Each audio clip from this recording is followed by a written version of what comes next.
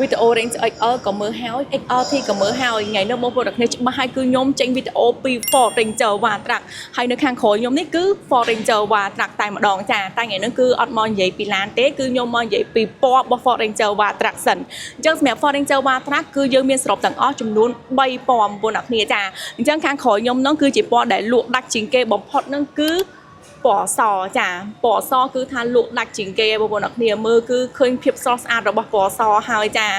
គឺថាមកដឹងតែត្រូវចិត្តតែម្ដងចាហើយពណ៌បន្ទាប់ទៀតនោះគឺ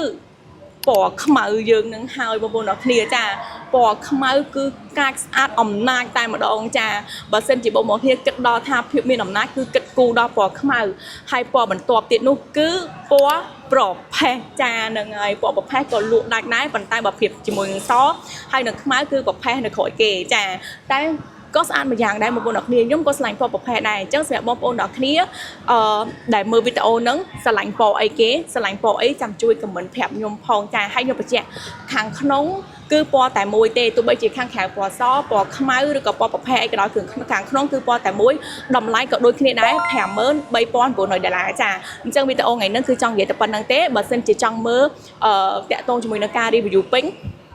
កុំភ្លេច follow កុំភ្លេចចុច subscribe ផងចាដើម្បីបានមើលវីដេអូបន្តទៀតអរគុណបាយបាយ